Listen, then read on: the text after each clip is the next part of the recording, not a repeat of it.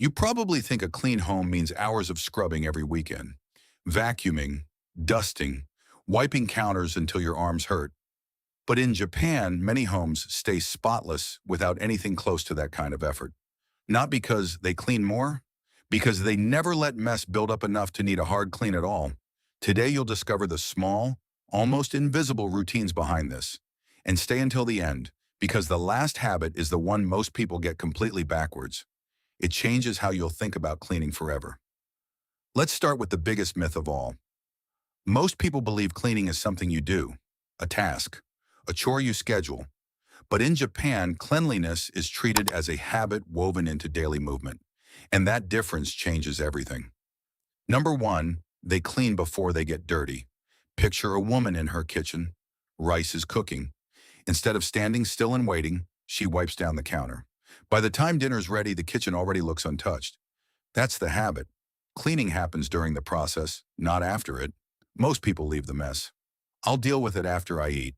But dirt has momentum. The longer something sits, the heavier it feels to deal with. A small stain becomes a big scrub. One dish becomes a pile.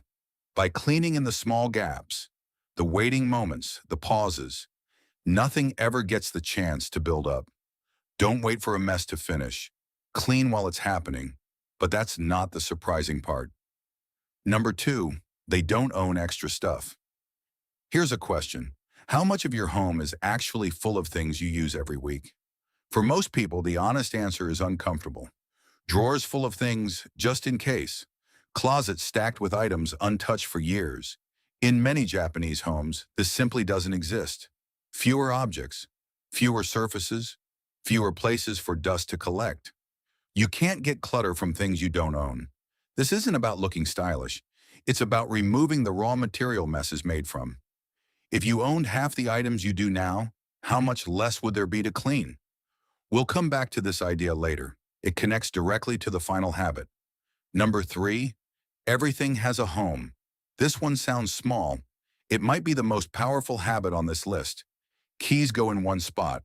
Shoes line up by the door. Mail goes into one tray, never scattered across counters. Why does this matter so much? Because clutter isn't really about mess. It's about decision fatigue. Every time you set something down for now, your brain quietly registers an unfinished task. Multiply that by 20 small items a day, and your home fills up with tiny, unresolved decisions. When everything has a home, there's no decision left to make. The object goes back where it belongs. No thinking required. Pick 3 items you use daily. Give each one a fixed spot, not somewhere nearby. An exact spot. Small change. Big difference over time.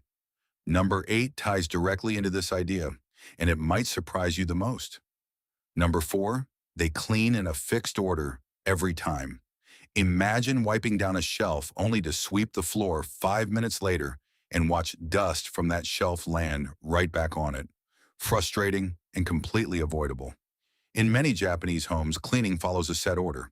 High to low, dry before wet, nothing random. It sounds procedural, but the effect is mental, not just physical.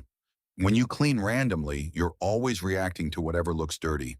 When you follow a system, your brain doesn't have to keep deciding what to do next. It just moves through the steps. Less mess. Less mental effort, too.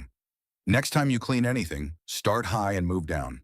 Shelves before floors, counters before the cabinets underneath them. Small system, real time saved.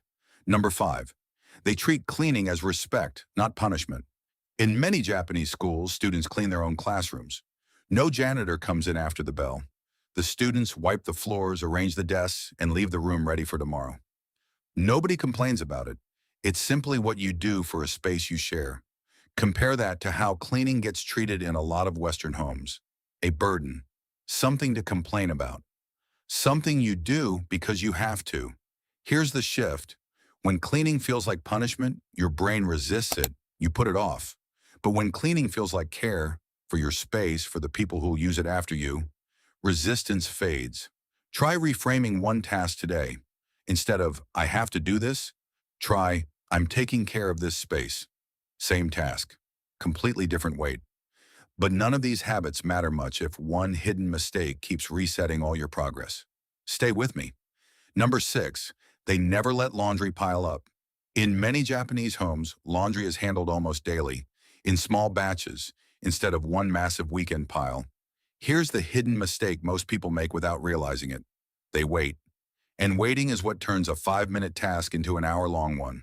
Big tasks feel heavier than small ones, even when the total work is the same.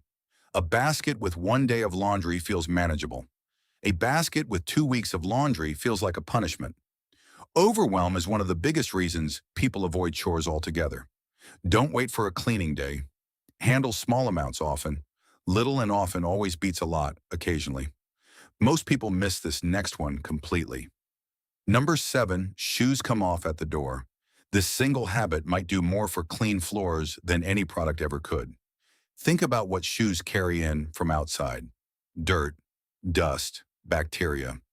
All of it gets tracked across floors and eventually into the deepest corners of a home. By removing shoes at the door, that entire layer of mess never enters the house in the first place. It's not a cleaning habit, it's a prevention habit.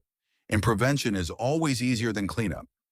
A simple shoe rack by your door can quietly reduce how dirty your home gets week after week. Now for the final habit, the one that ties everything together. Number 8, consistency beats intensity every time. Here it is. The habit most people get backwards. Most of us believe deep, occasional cleaning sessions are the answer. Block out a Saturday. Attack the whole house. Feel exhausted by the end of it. But that approach almost guarantees burnout. And burnout leads to avoidance, which leads right back to the same mess a few weeks later. In Japan, the far more common approach is quiet, daily maintenance. A few minutes here, a wipe there, nothing dramatic, cleaning during the process, owning less, giving objects a home, following a system, treating it with respect, preventing mess at the door. Every single habit on this list connects back to one idea. Small and often beats rare and exhausting. That's the real secret behind homes that always look clean, effortlessly. It was never about cleaning harder. It was about never letting mess build up enough to need a hard clean at all. So here's a simple challenge. Pick just one habit from this list. Not all 8, just one. Maybe it's the shoe rack by the door. Maybe it's giving your keys a permanent home. Maybe it's wiping that counter while your dinner cooks. When was the last time your home actually felt finished? Not tidied for guests, just done. This is how you get there. Small change, repeated daily. That's the entire philosophy.